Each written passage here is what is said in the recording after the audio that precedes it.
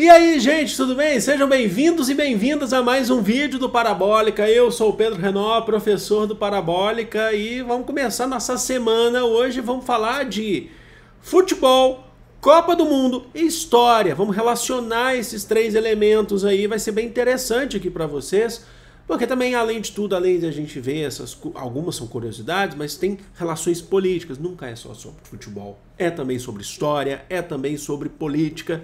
E aí a gente vai aprender, inclusive ajuda aí para vestibulares e por aí vai. Então já se inscreve no canal se ainda não for inscrito e curte esse vídeo para ajudar o canal a crescer. Tem muito conteúdo aqui, gente, muito conteúdo mesmo.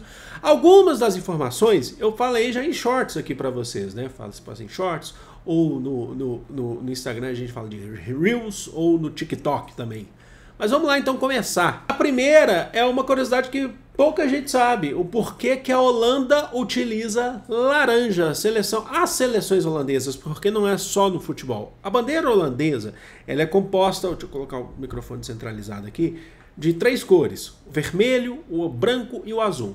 Mas por que que a seleção utiliza laranja? Por que que há seleções no vôlei, qualquer seleção, esportes individuais, sempre tem pelo menos a referência ao laranja? É porque laranja é a cor oficial da família real holandesa. A holandesa é uma monarquia. A Holanda, os Países Baixos, são uma monarquia parlamentar, gente. Eles são uma monarquia parlamentar. Interessante isso, né? Pouca gente sabe que a Bélgica também é uma monarquia, entre outros. A Espanha é uma monarquia. Então, os Países Baixos, ou quando passa o carro lá fora, a Holanda, eles homenageiam em seus uniformes a família real, que são os Orange-Nassau, tá? Orange-Nassau, tendo o primeiro grande representante, Guilherme I, ou Guilherme I de Orange-Nassau. Quem que é ele? A gente está falando do cara que lá em 1584 libertou os holandeses, na verdade ele liderou um processo aí que iniciou chamada de Guerra dos 80 Anos, que libertou os holandeses do domínio espanhol. É isso mesmo. Vocês lembram que isso gera inclusive a questão em relação ao Brasil, porque é por conta dessa libertação que você tem a rivalidade entre espanhóis e holandeses. Isso reflete inclusive no futebol, tá? Por conta disso, vocês lembram que teve final de Copa do Mundo 2010, Espanha e Holanda? A Espanha levou a melhor. Depois, na Copa de 2014, a Holanda goleou a Espanha na estreia deles na Copa. Teve um gol de cabeça fantástico no começo. E, enfim, isso refletiu no Brasil. Essa história refletiu no Brasil, porque com essa libertação dos holandeses, liderados por Guilherme I de Orange, os espanhóis, né, que naquele período dominavam Portugal pela chamada União Ibérica, expulsaram os holandeses do Brasil naquele contexto. Vocês lembram disso? Expulsaram os holandeses no Brasil. Os holandeses viviam no Brasil com um acordo em Portugal para o refino de açúcar, de cana-de-açúcar, né? Açúcar, a manutenção dos engenhos, dos principais engenhos, principalmente do Nordeste, e também o transporte. E o que resultou nisso? Isso resultou na invasão holandesa, primeiro em Salvador, ficou pouco tempo, de 1624 a 1625, e depois em Pernambuco. Aí você teve o chamado Brasil holandês.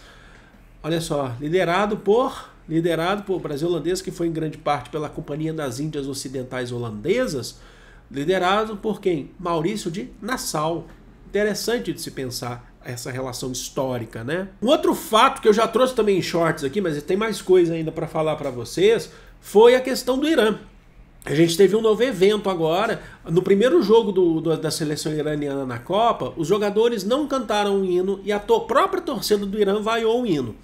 No segundo jogo, que foi essa semana, os jogadores cantaram o hino de maneira muito tímida e a torcida, principalmente a torcida feminina no Irã, vaiou o hino de novo. Bom, por que que acontece isso?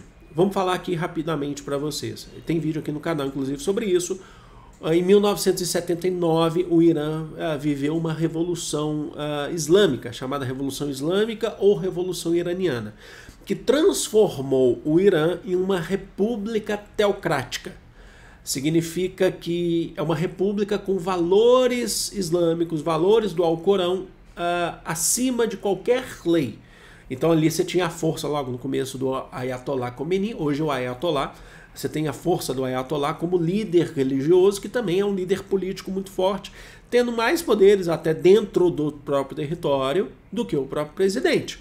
Tá? O presidente do Irã, ele às vezes tem muito mais funções, principalmente de diplomacia internacional, tá?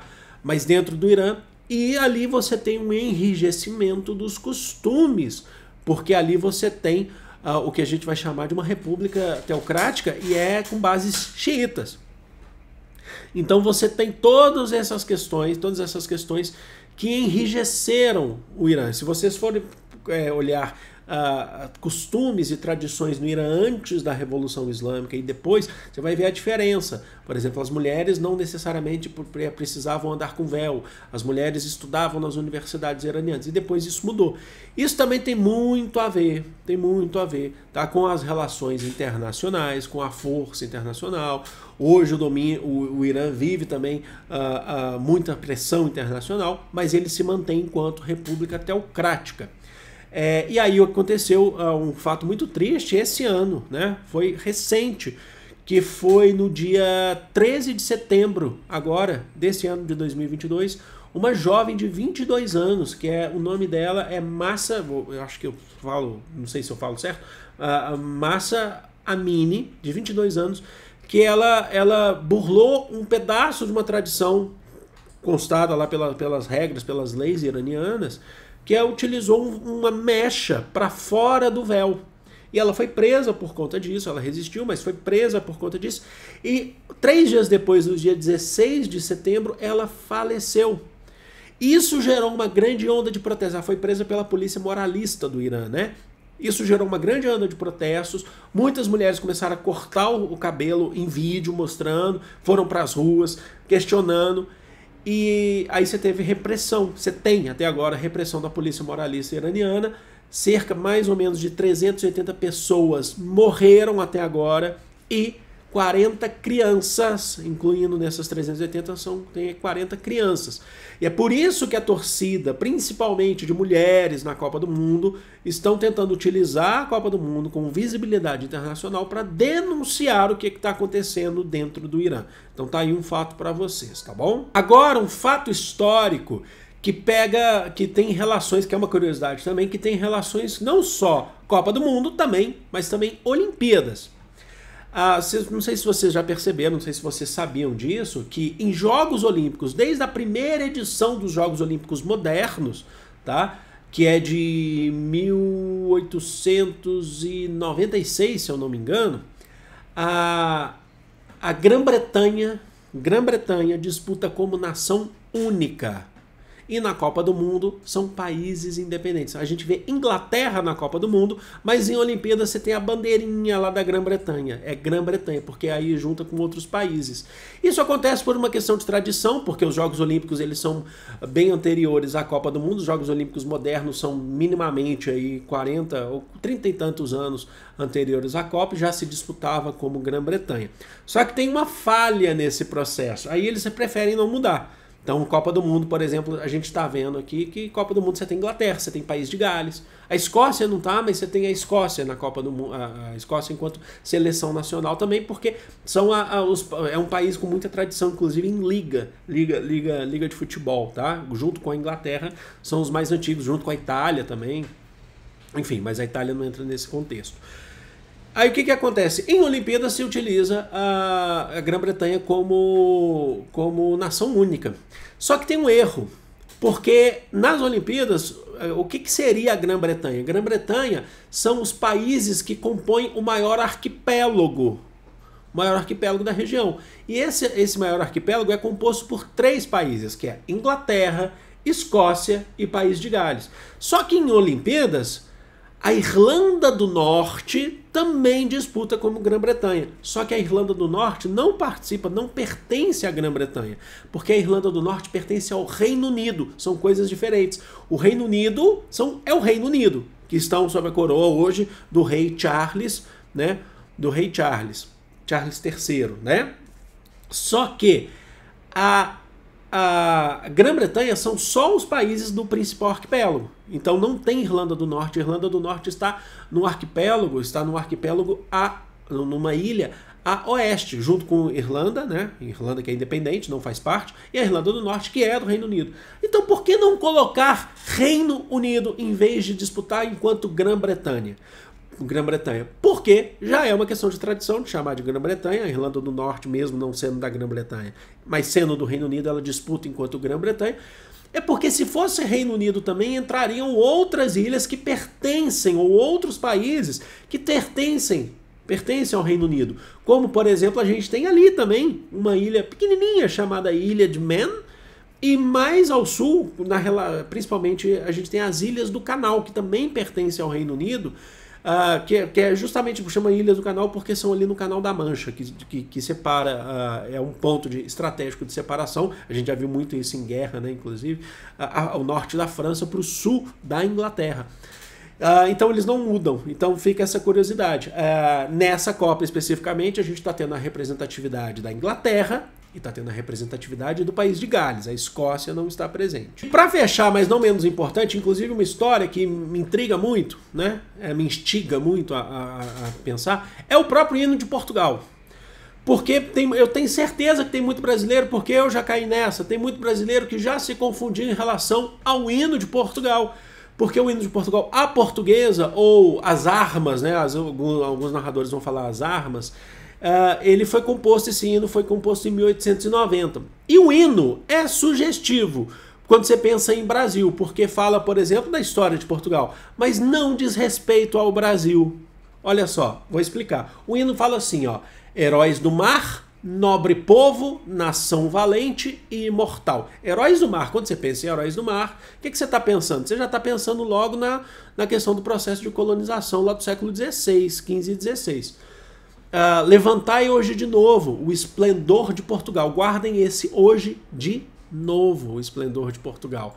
Entre as brumas da memória, ó pátria, sente-se a voz dos teus egrégios avós, que há de guiar-te a vitória. As armas, conclamando as armas. Sobre a terra e sobre o mar, as armas, pela pátria lutar. Contra os canhões marchar. Ué, mas não tem a ver com o Brasil, tá parecendo que é a conquista da América, ou a conquista do Portugal enquanto grande império, o Império Luso, o maior império do século XV, parte do século XVI. Pois é, não é. Esse hino foi composto em 1890 pelo compositor Henrique Lopes Mendonça, e ele diz respeito ao contexto do neocolonialismo português, final do século XIX, na África. As possessões portuguesas em Angola e Moçambique. Naquele contexto de expansionismo, neocolonialismo, imperialismo português, onde inclusive nós tivemos ali em 1900 disputas com outro grande país imperialista, talvez o maior ali, o Império Britânico. Então a gente está falando de um processo de conflito entre portugueses e Império Britânico por possessões na África. Então quando se fala as armas, a gente está falando principalmente pelas possessões na África contra os interesses britânicos. Olha só para vocês verem que interessante, que triste também, logicamente, né? Em 1910, Portugal se tornou república, você teve a proclamação da República Portuguesa. Antes, nesse processo, desde o século, a maior parte do século XIX, Portugal era uma monarquia parlamentar, antes era absolutista, a gente conhece um pouco dessa história, né?